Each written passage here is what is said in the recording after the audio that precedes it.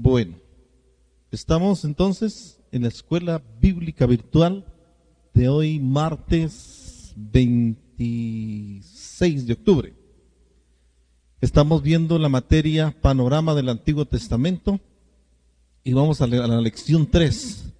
La lección 3 se titula Resumen de los 5 primeros libros.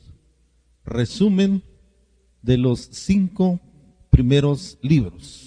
Bueno, sí, el Pentateuco es lo que hemos estudiado las lecciones pasadas, pero ya no quiero repetir más porque le dedicamos bastante tiempo a 2 lecciones. Entonces, resumen de los 5 primeros libros. Bueno, esto solo lo voy a decir a manera de reflexión, esto no tienen que copiarlo literalmente, pero recordemos que en la Biblia aparece un pueblo, el pueblo de Israel, que siempre hasta hoy día el pueblo de Israel en dimensión con otras naciones, en cuanto a territorio y a población, es una nación pequeña y siempre ha querido ser destruida, Israel. Pero Israel es el pueblo elegido por Dios, por gracia, por amor, y esto jamás va a suceder, jamás va a ser destruido.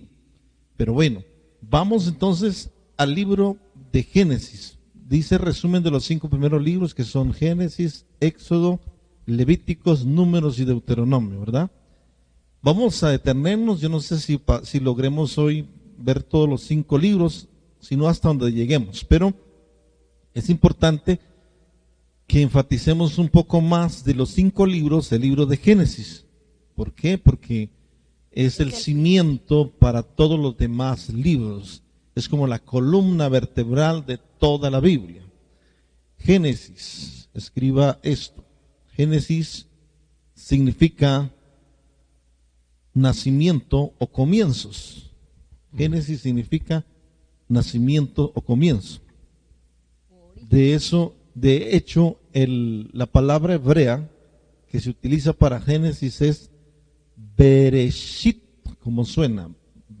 B alta, E, R, E, S, H, I, T. Voy a repetir. B, E, R, E, S, H, I, T. Que significa, que se lee Bereshit, que significa orígenes, comienzos, ¿sí? Orígenes o comienzos. Entonces, vamos a detenernos, como les dije, un poco más en este libro, el libro de Génesis. Vamos a hacer un resumen muy pequeño realmente de cada libro, porque si lo hacemos muy amplio, pues pasaríamos demasiado tiempo. De hecho, llevamos 3 lecciones ahorita, ¿verdad? Hemos abarcado los temas máximo 4 lecciones. Yo no sé si nos tardemos un poquito más en este panorama del Antiguo Testamento. Entonces, vamos a un pequeño resumen de cada libro de la Biblia, explicando, si quiere escriba esto, explicando su autor.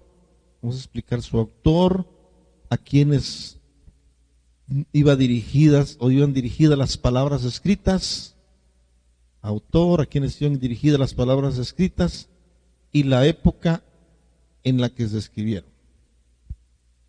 Muy bien. Vamos entonces a ver un poquito más del libro de Génesis. Muy bien. En el capítulo 1, verso 1 de Génesis, ese versículo que todos seguramente conocemos, ¿verdad? En el principio. De memoria. En el principio. En el principio creó Dios los cielos y la tierra. Ahí está el Quiero principio. que subraye ahí esas 2 palabras. Creó Dios, ahí, en su Biblia. En el principio creó Dios. Entonces, ¿Dios es qué? Creador, ¿verdad? Creador. Dios es creador. ¿Por qué quiero enfatizar este versículo como tal? Porque este es el cimiento de toda la Biblia. O sea, si no creemos que hay un Dios personal, si no creemos que hay un Dios creador, pues no vamos a creer tampoco nada de lo que la Biblia describe después, ¿verdad? O sea, nosotros, como estudiantes de la Biblia, no estamos cuestionando si Dios existe o no. Dios existe y Dios es creador. Escuche bien, Dios es creador. Entonces, si creemos este primer versículo, en el principio creó Dios los cielos y la tierra, esto bota los argumentos de la evolución, ¿verdad? De la evolución de las especies, la filosofía del panteísmo que dice que Dios es todo y todo es Dios, es decir, que hay un Dios energía que va creando mundos y vidas, pero no es un Dios personal.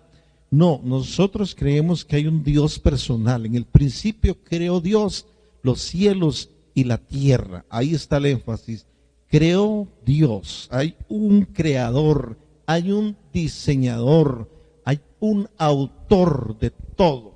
Por eso Génesis es el libro de los comienzos. Si alguien no quiere creer este primer versículo de Génesis, pues no va a creer lo demás. No va a creer que hubo un diluvio, no va a creer que se hizo una gran arca donde cupieron todos los animales de ese momento, no va a creer que un pequeño mató a un gigante con una onda, una piedra, no va a creer tantas cosas, ¿sí?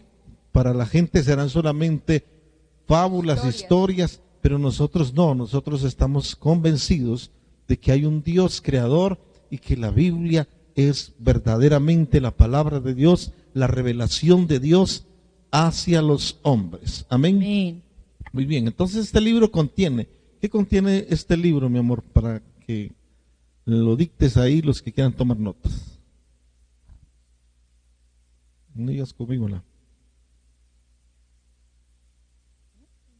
Este libro contiene los registros, escriba, de la creación, coma, el jardín del Edén, coma, los antidiluvianos o las personas que vivieron antes del diluvio. Si usted lee Génesis, los primeros capítulos, antes del capítulo 6, 7, donde habla el arca de Noé, va a ver que la gente de que vivía antes del diluvio vivía casi 1000 años, imagínense. Casi 1000 años vivían los antidiluvianos. ¿Se imagina cuando le partían el pastel o la torta? Que cumplían 900 años, hay que hacer 900 velitas, ¿sí? Bueno, se incendiaba el pastel. Esto lo creemos nosotros, ¿verdad? Hubo gente antes del diluvio que casi llegó a vivir 1000 años. Oiga, qué tremendo.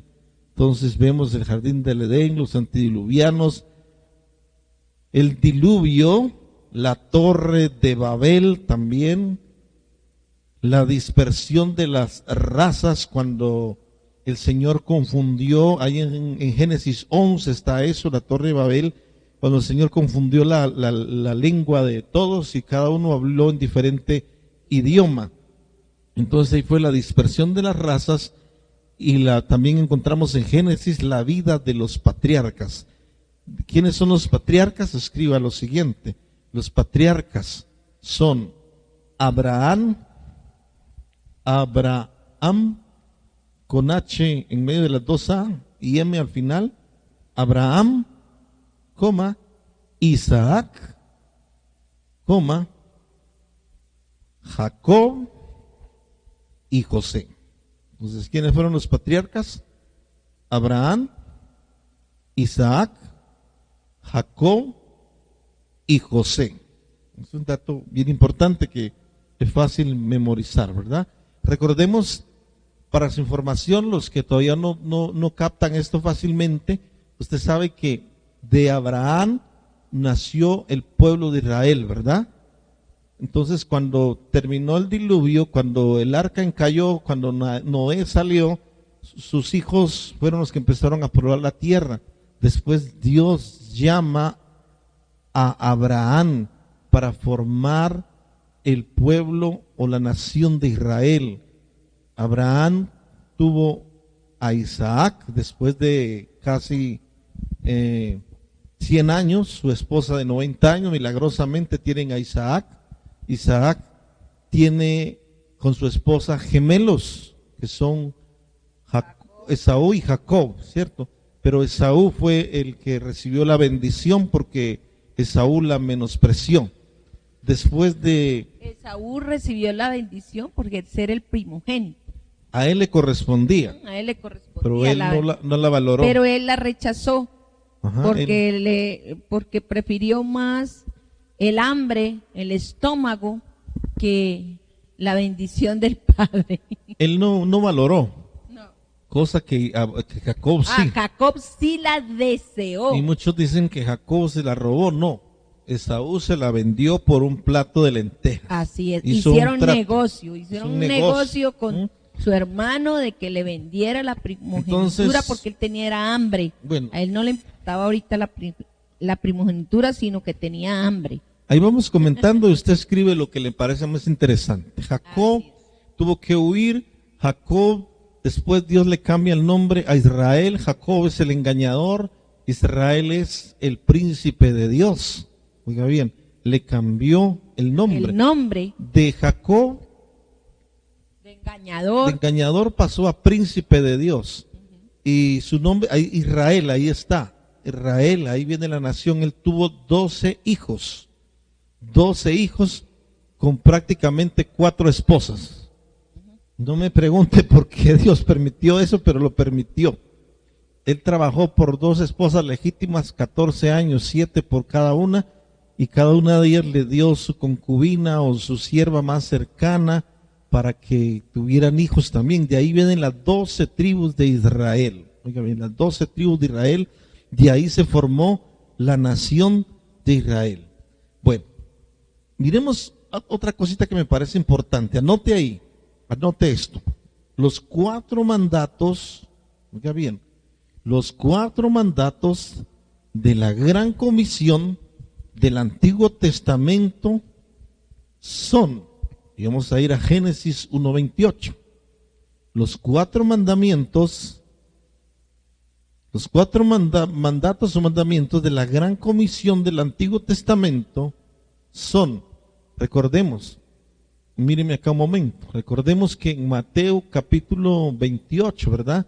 Verso 19 está la gran comisión de Jesús a sus discípulos, sí, por todo el mundo, y hacer discípulos a todas las naciones, bautizándoles en el nombre del Padre, del Hijo y del Espíritu Santo, enseñándoles que guarden todas las cosas que yo les he enseñado, y yo aquí estoy con vosotros todos los días hasta el fin del mundo. Este fue el gran mandamiento de la gran Jesús, comisión. la gran comisión del Nuevo Testamento, ¿verdad? Pero los 4 mandatos de la gran comisión del Antiguo Testamento los encontramos en Génesis 1:28. ¿Qué dice Génesis 1:28, amor? Génesis 1:28 dice, y los bendijo Dios, y les dijo, fructificad y multiplicaos, llenad la tierra y sojuzgadla, y enseñoread en los peces del mar, en las aves de los cielos, y en todas las bestias que se mueven sobre la tierra. Oiga bien, hay 4 mandatos ahí. Primero dice, les dijo fructificar. ¿Qué les mandó a hacer? ¿A que fueran qué? Productivos. A ser productivos, ¿verdad? Un mando, escriba esto, ser productivos. Número 1, ser productivos. Mando de producción. Sean fructíferos. Ser productivos. Número 2, dice ahí, fructificar y multiplicaos. Es que multiplicarse. Para este entonces, este mandato era literal, ¿verdad? Multiplicarse. Mando de procreación, es decir, tener hijos, tener muchos hijos. Quiero darles un dato curioso que me enteré hace unos días atrás.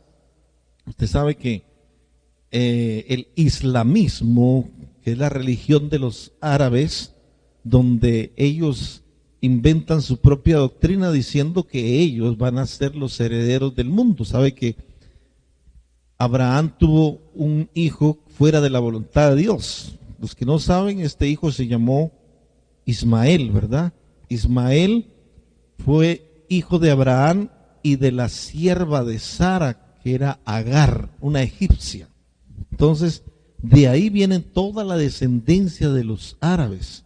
Y ellos dicen que fue a Ismael que Dios le dijo que iba a ser heredero de todo el mundo. Pero no, la promesa fue dada a Isaac, el hijo de la a promesa. Israel, que Israel iba a ser heredero de todo el mundo. Pero voy al dato curioso que digo que me enteré hace poco. ¿Qué hace el islamismo hoy? El islamismo hoy quiere estar en todas las naciones. De hecho, ya está en todas las naciones. En Colombia ya tienen una población. Escuche bien.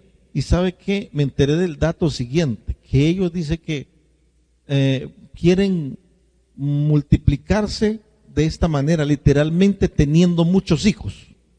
O sea, ellos no están tratando mucho de convencer a la gente del islamismo, sino de tener la mayor cantidad de hijos posibles. Entonces, para levantar toda una multitud de creyentes del Islam. ¿Cómo les parece eso? ¿Y saben qué me enteré más? Que ellos dicen que a sus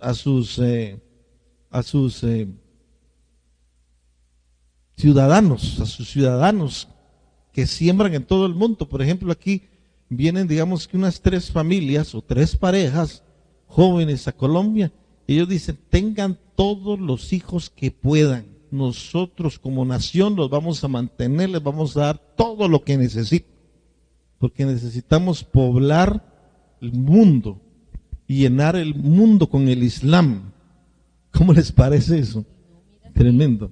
Y no miras que hace poco yo oí en las noticias que venían unas personas de allá de Pakistán que el presidente Duque les había abierto puerta para apoyarlos aquí en Colombia y que ellos no iban a tener necesidad de trabajar ni de estudiar porque la nación de Pakistán les iba a costear todo esto, a ellos. Todo esto para mostrar que en el comienzo Dios dijo multiplíquense, es decir, tengan hijos, era el mandato.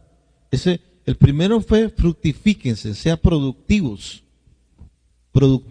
Número 2, multiplíquense, procréense, tengan hijos. Número 3, llenen la tierra. Mando de población, esparcirse, o sea, no quedarse en un solo lugar, sino ir y poblar todo lo que había de tierra, oiga bien. Y número 4, dominen, mando de protección, cuidar de la tierra y de los animales. ¿Cómo era esto? Sí. Es decir, Dios le dio autoridad a Adán y a Eva para que ellos gobernaran, dominaran, ejercieran autoridad, pero no subyugando a la creación. Es decir, no era cuestión de subyugar a los animales o de maltratar a los animales, no. Era gobernar de tal manera que cada una de las criaturas de Dios tuviera protección. Oiga bien, esto es interesante. Voy a repetir si le faltó alguno. Número 1, sean fructíferos. Número 2, multiplíquense.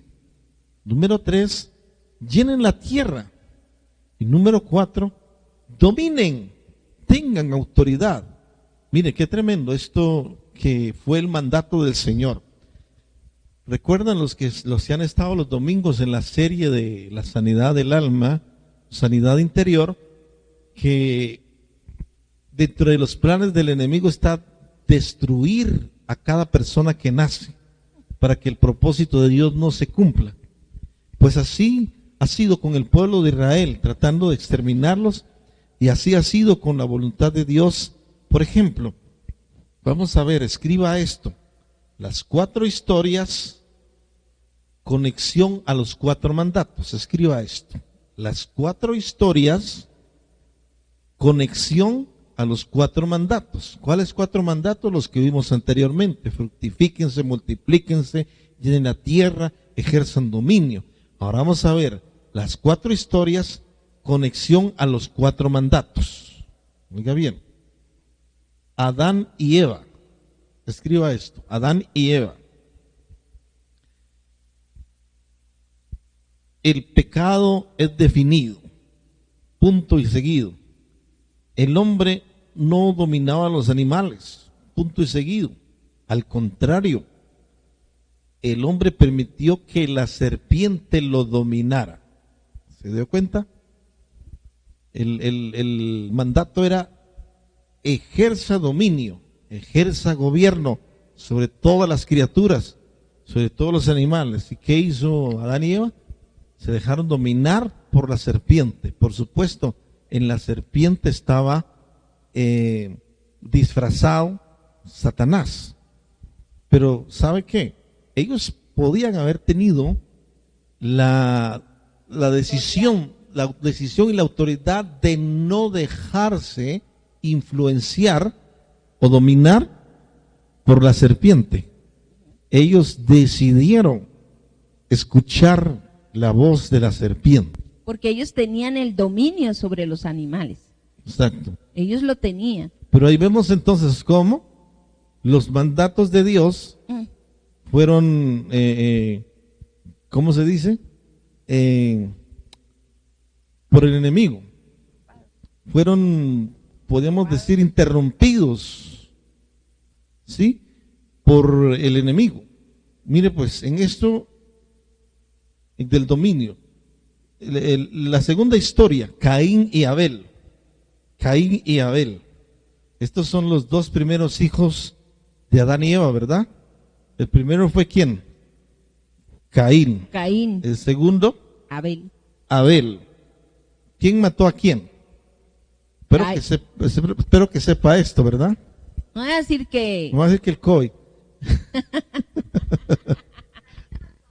Eso. Ajá, Caín mató a Abel. claro. Mire pues, el mandato era: multiplíquense. ¿Y qué hizo Caín? Mató a Abel. Oiga bien, Caín, si lo miramos así, En lugar de multiplicarse, si miramos esto potencialmente, diríamos que Caín mató una tercera parte de la raza humana en un instante. Si lo miramos así, potencialmente, diríamos que Caín mató una tercera parte de la raza humana en ese momento. O sea, otra vez, en contra del mandato de Dios, en contra de la voluntad de la gran comisión de Dios. Pongamos que lo que estamos estudiando, la gran comisión del Antiguo Testamento, Sí. fue: sean fructíferos, multiplíquense, llenen la tierra y dominen sobre ella.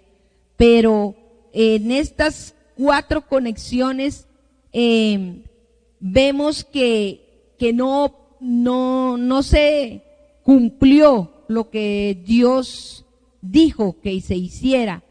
Entonces estamos viendo ahora las 4 conexiones a los mandatos del Señor en el Antiguo Testamento. Mira, ya Vamos vimos, con el siguiente. vimos a Adán y Eva, vimos Caín y Abel, y ahora vamos a ver Noé y el diluvio. Ajá. Esto lo vamos a encontrar en Génesis capítulo 6 al capítulo 8. ¿Sí? Es donde el hombre no era fructífero. El hombre, de hecho, en el capítulo 6, la Biblia describe en los primeros versículos que la maldad era tanta en el mundo y el pensamiento del corazón del hombre era solo hacer Para maldad. hacer el mal. Ujú. Qué tremendo. Mire pues, el hombre no estaba produciendo nada bueno. El hombre no estaba produciendo nada que bendijera la creación y la tierra. Ujú. Todo lo contrario, estaban haciendo maldad, no estaba produciendo nada. Entonces ahí vemos otra vez que no se estaba cumpliendo la gran comisión del Antiguo Testamento. Ujú. ¿Sí? Porque en lugar de ser fructíferos, ellos estaban llenos de maldad. Esto lo encuentra en Génesis capítulo 6. ¿Sí? Dice el verso 5: y vio Jehová que la maldad de los hombres era mucha en la tierra, y que todo designio de los pensamientos del corazón de ellos era de continuo solamente el mal. Mire, ¿no le parece también que esto es muy parecido a lo que estamos viviendo hoy? Tremendo. Estaba en contra de la voluntad de Dios, que dijo que producieran, que fueran fructíferos. Estaban también en contra de este mandamiento. Y número 4, la Torre de Babel. Esta historia de la Torre de Babel la va a encontrar en Génesis capítulo 11. El hombre no llenó la tierra. sino que quiso hacer como su propio reino, ¿cierto? Sí, y vamos a ver un versículo del capítulo 11, ¿dónde está? Porque el mandato del Señor era que poblaran la tierra, es decir, que llenaran, que se esparcieran. Que se expandieran. Que se esparcieran, y ellos hicieron todo lo contrario. Ellos no querían, dice en el capítulo 11 de Génesis, verso 4, miren lo que decían los hombres, y dijeron: vamos, edifiquémonos una ciudad y una torre cuya cúspide llegue al cielo, y hagámonos un nombre por si fuéramos esparcidos sobre la faz de toda la tierra. O sea, el mandamiento era: espárzanse, dispérsense, llenen la tierra. Ellos dicen: no, vamos a hacernos una torre alta, vamos a hacernos un nombre. Esto es la vanagloria de la vida. Esto es la vanagloria de la vida. Óigame bien, ellos estaban en contra del mandato divino también. Entonces, ¿qué pasó ahí? Ellos, escuche bien, ellos estaban tratando de edificar su propio yo, su propio reino, en contra de la voluntad de Dios. ¿Qué hizo Dios? Les confundió la lengua. Entonces ahí surgieron los idiomas, ¿sí? Recuerde que todo lo que estamos resumiendo aquí, yo les dije que si nosotros, como hijos de Dios, ya damos por sentado Génesis 1:1, ¿verdad? En el principio Dios creó, o creó Dios, los cielos y la tierra. Dios es creador. Todo lo demás que la Biblia enseña es verdad. Entonces, escúcheme bien. Esto pasó en el capítulo 11 de Génesis. Bueno, después viene ya historias como la de Abraham, el llamado de Abraham en Génesis 12. Luego también está otra historia que resalta al Génesis, es la historia de José, ¿verdad? Cómo fue vendido por sus hermanos. José es un tipo del Señor Jesucristo, porque él fue vendido también. José fue vendido por 20 monedas de plata, ¿verdad? Jesús fue vendido por 30 monedas de plata. Pero es un tipo de Jesús, una sombra de Jesús.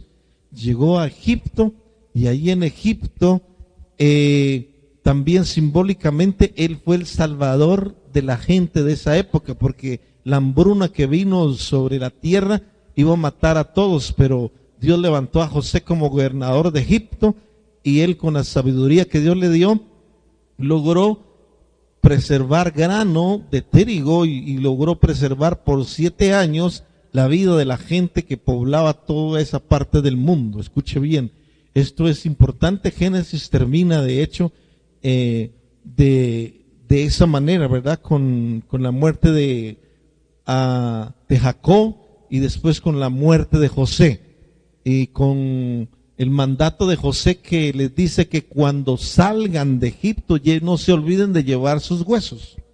Qué tremendo. Cómo ellos sabían que el plan de Dios no era Egipto, el plan de Dios era la tierra prometida, la tierra de Canaán. Oiga bien, entonces esto es como mis amados, un gran resumen de Génesis, ¿sí? De Génesis, donde dije nos vamos a tener un poquito, nos detuvimos un poquito más. Ahorita vamos a ir un poquito más también adelante, pero vamos a ir a Éxodo. Éxodo, para que escriba ahora el resumen de Éxodo. Éxodo significa salida. Éxodo significa ¿qué? Salida. ¿Sí? Y la referencia es a la salida de los hijos de Israel de Egipto. Oiga, qué tremendo. ¿Cuántos años estuvo Israel, el pueblo de Israel, como esclavos en Egipto? 430 años. Oiga bien, estuvo el pueblo de Israel como esclavos en Egipto 430 años. Llegaron, me parece que la Biblia lo describe, no tengo el texto ahorita, pero eran poco más de 70 personas las que entraron a Egipto cuando José los recibió, cuando era gobernador, y cuando ellos salieron después de 400 años, 430, eran más de 2 millones de personas, ¿sí? Y ya vemos, se multiplicaron bastante. Y vemos ahí, sí, vemos ahí que Éxodo describe o pone mucho énfasis en Moisés, ¿verdad? Porque Moisés es otro tipo también de libertador. Recuerda que dijimos que en Génesis José era tipo del Salvador, ¿verdad? Moisés aquí es tipo de libertador. El pueblo está en esclavitud y necesita un libertador. La Biblia describe etapas de la vida de Moisés muy claras, ¿cierto? Los 40 primeros años en Egipto estuvo en la corte nada más y nada menos que del faraón, ¿verdad? El faraón quiso matarlo, matando a los niños menores de 2 años, pero como de Dios nadie se puede burlar menos su nombre, ¿verdad? Entonces Dios, en lugar de permitir la muerte de Moisés, hace que Moisés crezca en el mismo palacio del faraón y que sea instruido en el palacio del faraón, ¿sí? Moisés a los 40 años se da cuenta que no pertenece a ese pueblo y él trata de ayudar a su pueblo viendo lo que sufrían como esclavos. Mata a un egipcio por defender a un israelita y tiene que huir al desierto. Ahí en el desierto llega a un lugar donde se hace pastor de ovejas literalmente, los animalitos de 4 patas. Y ahí Moisés aparentemente pasó 40 años aparentemente sin hacer nada, pero era un tiempo de la escuela del desierto para Moisés, la preparación de Dios para Moisés. Moisés, después de 40 años, ella tenía 80, cuando se le aparece a Dios en una zarza, oiga bien, en una zarza ardiendo, ¿verdad? Y le habla, Éxodo capítulo 3. Y ahí, entonces, es comisionado para dar libertad al pueblo de Israel, ¿verdad? Entonces, ellos salen, estamos resumiendo, ¿verdad? Salen con la mano poderosa de Dios que permite 10 plagas en Egipto. Cada plaga que Dios permitió representaba para avergonzar cada ídolo que tenían. Por lo menos ellos tenían 10 deidades, 10 ídolos importantes, dioses. Entonces, y esas plagas que hubo, que Dios permitió en Egipto, fue para avergonzar a esos ídolos que ellos adoraban. Por eso ellos adoraban al río Nilo, al dios del Nilo, por eso fue la plaga de la sangre. Fueron 10 en total. Entonces, las plagas, usted va escribiendo ahí lo que va recibiendo, ¿cierto? No estamos dictándole literalmente. De ahí salen de Egipto y van rumbo a la tierra prometida, Canaán. Escúcheme bien, les voy a dar un dato. Este viaje hasta Canaán, hasta las fronteras de Canaán, realmente demoraban 11 días, ¿sí? En el libro de Deuteronomio, me parece que en el capítulo 1 está escrito que eran 11 jornadas, es decir, 11 días los que demoraba un viaje caminando desde Egipto hasta Canaán.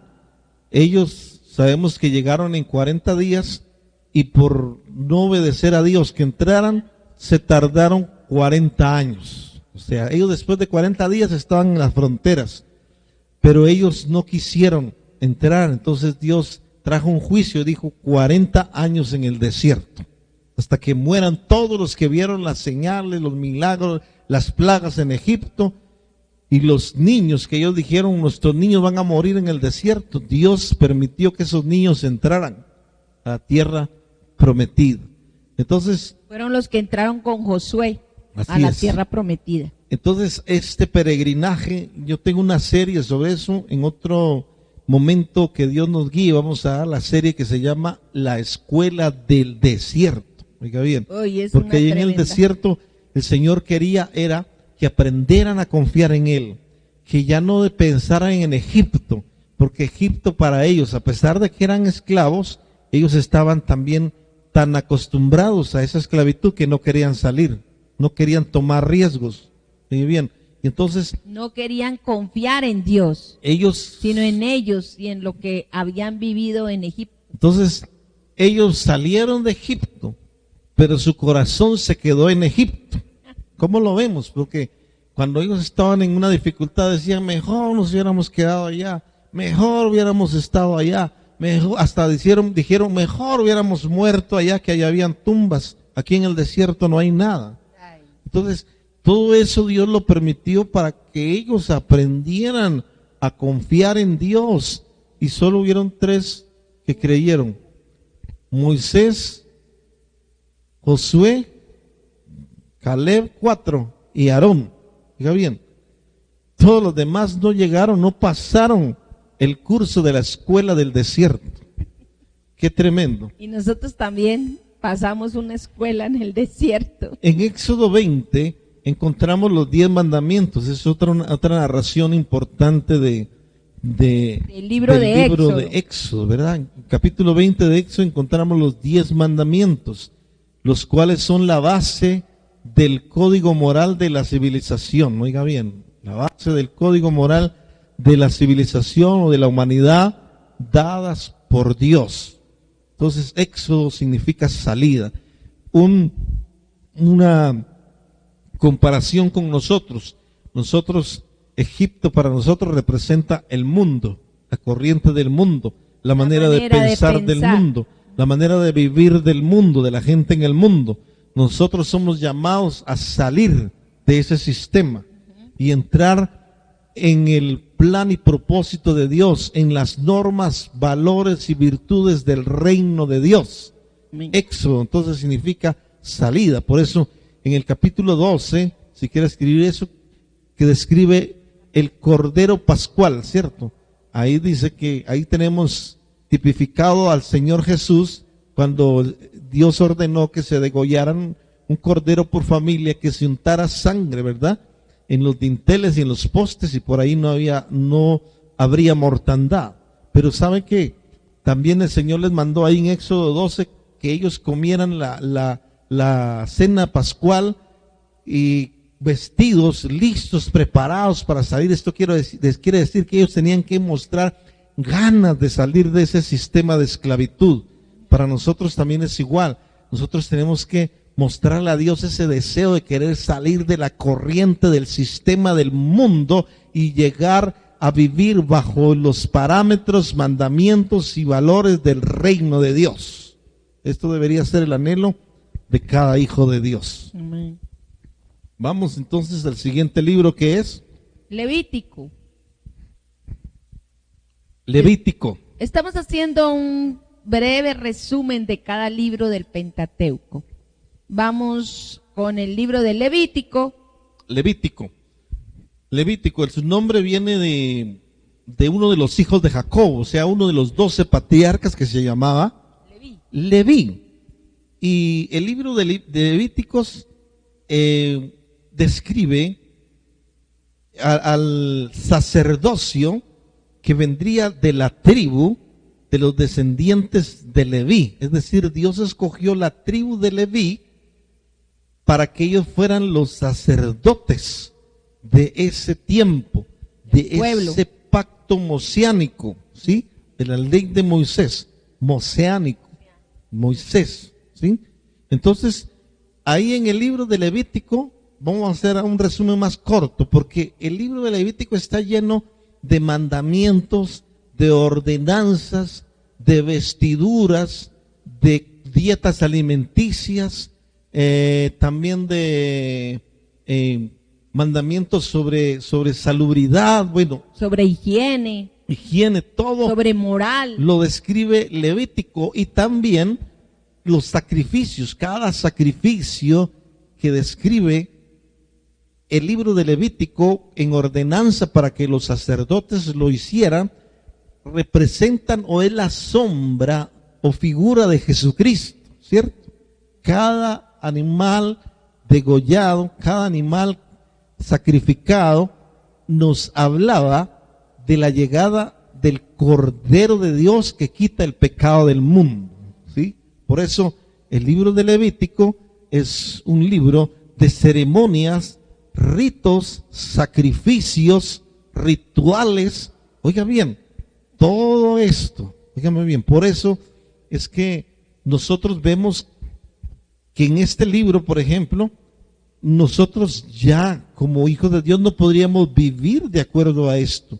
Y esto es lo que va a surgir en Israel ya en estos últimos tiempos, porque la nación de Israel va a restaurar este sacerdocio levítico, donde va a volver a hacer un tabernáculo, o mejor dicho, un templo, ¿sí? Y ahí van a ofrecer otra vez sacrificios de animales. Eso se va a cumplir, eso está por cumplirse.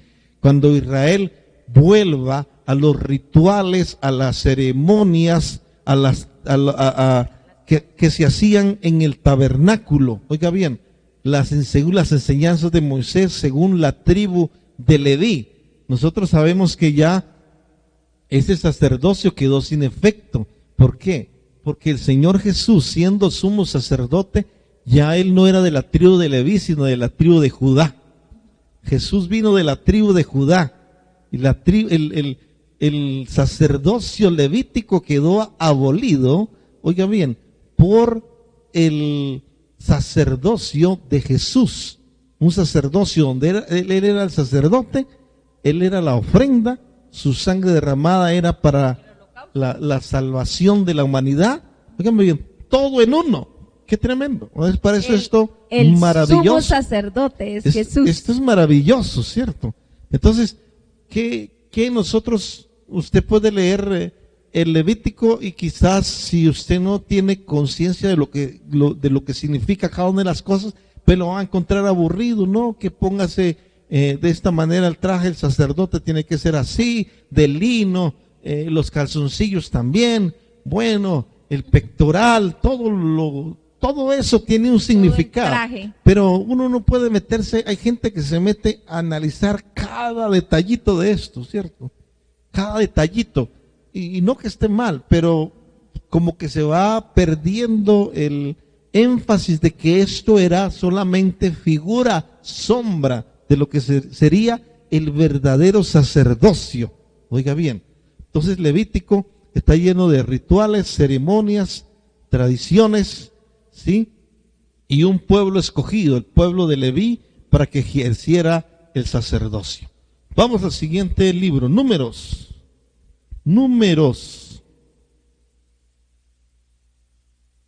El libro de Números se deriva del hecho de que los hijos de Israel fueron contados 2 veces. Escriba esto. El libro de Números se deriva del hecho de que los hijos de Israel fueron contados 2 veces. Oiga bien, ellos hicieron un censo, en otras palabras. Y nosotros vamos a decir, bueno, un censo, pues todas las naciones hacen censos. Lo que pasa es que en Israel había un mandamiento donde un censo solo se podía hacer cuando era ordenado por Dios. ¿Sí? Por ejemplo, en el segundo libro de Samuel, David hace un censo sin que Dios se lo haya ordenado. El rey David hace un censo de su ejército. ¿Cuántos guerreros hay? Y esto no se podía hacer así, ¿cómo se dice? Deportivamente, no. Eso tenía que ser ordenado por Dios. Porque David, al decir, miremos cuántos hombres tenemos en el ejército, si él sabía que nunca Dios le dio la victoria por la cantidad de soldados. Ahí estaba apoyándose en lo que él tenía, en sus fuerzas. Claro. Y no confiando en Dios, quien era el que siempre le daba las victorias. Dios nunca le dio la victoria porque fueran unos grandes guerreros, aunque lo eran, pero detrás de eso había un respaldo de Dios. Porque el ejército fuera numeroso. Ajá. Al contrario, Dios siempre le dio la victoria con pocos. Siempre derrotaron a naciones con ejércitos que les triplicaba la cantidad. Ajá. Entonces, cuando hizo esto David, fue una ofensa a Dios y hubo una mortandad en Israel a causa de esto. Entonces, aquí en el libro de Números, sí, esos 2 censos fueron ordenados por Dios y los hacía el sumo sacerdote, en este caso Aarón. Escuche bien. Entonces, el libro de Números también nos vuelve a describir el peregrinaje de Israel en esos 40 años, cómo ellos vivieron tantas cosas, donde se les entregó el maná, donde dieron las codornices para que comieran, y uno de los episodios muy interesantes es en el capítulo 13 y 14, para que escriba eso. Capítulo 13 y 14 de Números, la descripción de los espías que fueron a Canaán, ¿verdad? Del informe que dieron los espías, de Canaán cuando Moisés los envió. Pero note que también Dios no dijo que enviaran espías, fue Moisés el que los envió también. Dios ya les había dicho que Él les iba a entregar Canaán. Sí, en Números dice que Dios ordenó que enviaran espías, así lo escribe Números. Pero en Deuteronomio, capítulo 1, Moisés dice que no, que el pueblo dijeron, mandemos, antes de ir allá, mandemos unos espías. Y que Moisés dijo, a mí me pareció bien la idea. ¿Sí? Y mandaron, y sabemos que de esos 12 espías, eran 12 príncipes, es decir, uno por cada tribu, 12 príncipes. Cuando se dice príncipes, era gente instruida, gente que conocía la Torá, gente que conocía los escritos, la voluntad de Dios. Óigame bien. Y entonces, cuando ellos regresaron, solo regresaron con un informe de fe y de victoria Josué y Caleb, mejor dicho, Caleb y Josué, porque Caleb fue el primero. Y los otros 10 espías dijeron, no, eso es muy bueno allá, miren estas uvas, parece pelota cada uva de estas. Pero lo tremendo es que ahí hay unos gigantes que, mejor dicho, nos van a comer vivos. Nosotros parecíamos langostas al lado de ellos. No vamos a poder. Entonces ahí fue donde vino el juicio de Dios, que les dijo, sí, no van a poder, pues no van a poder. Todos los que vieron las maravillas en Egipto y hoy están renegando van a morir en el desierto. Y sus niños, sus hijos, los que ustedes dijeron que yo saqué para matarlos en el desierto, ellos son los que van a entrar a la tierra de Canaán. Imagínense que ni siquiera Aarón y Moisés entraron. Los únicos dos que entraron fueron Caleb y Josué. Y Caleb y Josué, de esa generación mayor de 40 que salió de Egipto. Qué tremendo. Entonces, porque en Caleb y en José estaba el espíritu de fe. Así es. Entonces, es tremendo. Mire, cada libro de este Pentateuco es tan interesante. Yo lo animo para que usted lo lea. Yo me he leído muchas veces esos 5 libros. Me he leído esos 5 libros, los he marcado, los he estudiado, los he comparado. Es muy interesante todo lo que describe estos 5 libros. Entonces vamos al siguiente, Deuteronomio. No deuteromonio. Deuteronomio significa, escriba esto, Deuteronomio significa segunda ley.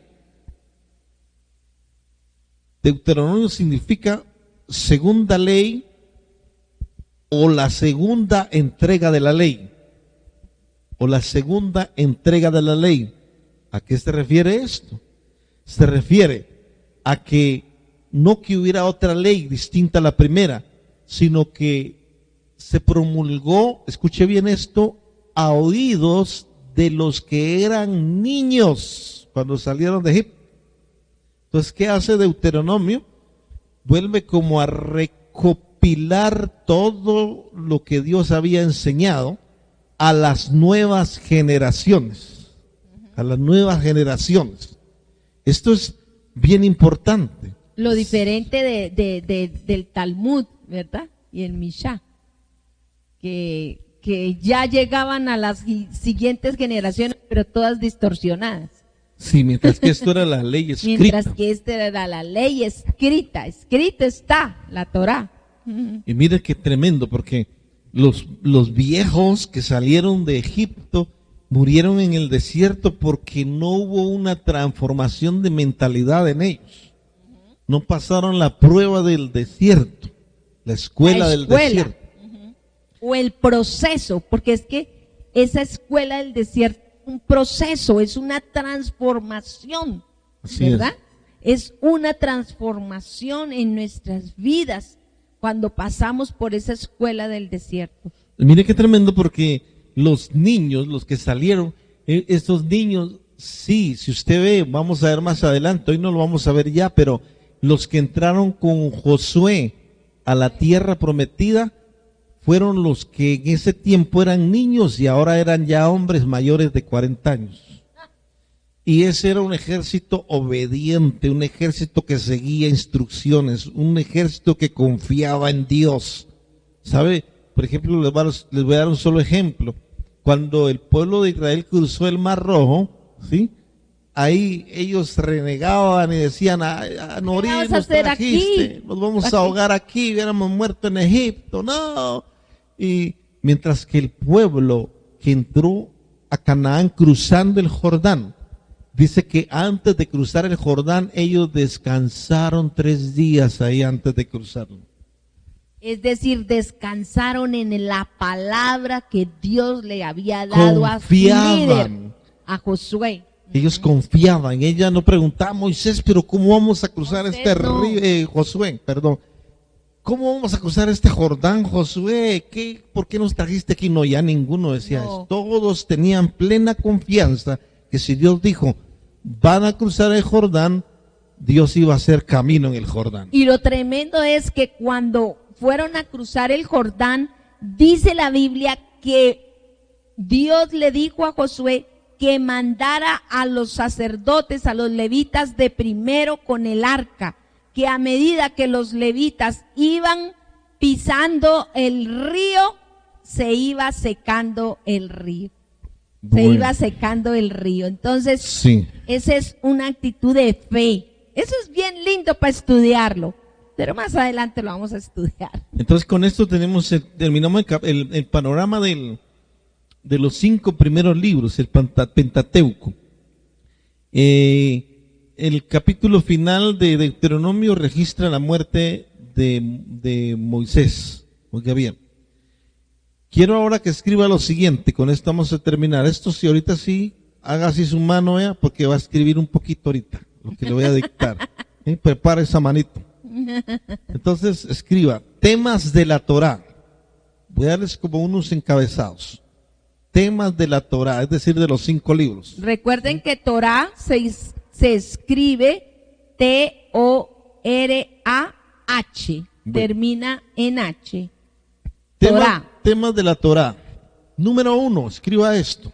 Número 1, el origen del universo.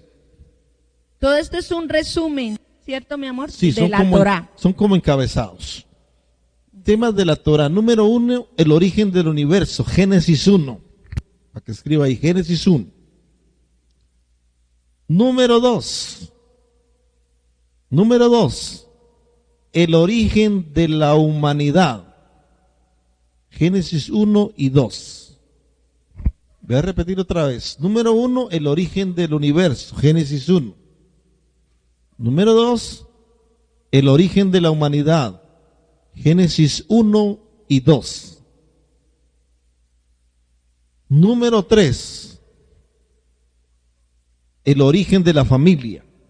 Número 3, el origen de la familia. También Génesis 1 y 2. Sí, capítulos. Esos capítulos, mis amados. El origen de la familia, Génesis capítulos 1 y 2. Número 4, el origen de la maldad y el pecado. Número 4, el origen de la maldad y el pecado. Génesis capítulos 3 al 11. El origen de la maldad y el pecado. Génesis capítulos 3 al 11. ¿Y qué número nos toca? 5. El origen e historia de la familia redentora. Número 5, el origen e historia de la familia redentora. Es decir, la familia de Abraham, que llegó a ser su hijo Isaac, que llegó a ser su hijo Jacob, que después se llamó Israel, y de ahí las 12 tribus, y de ahí y la familia entrando a Egipto. Entonces, número 5, el origen e historia de la familia redentora. Número 6.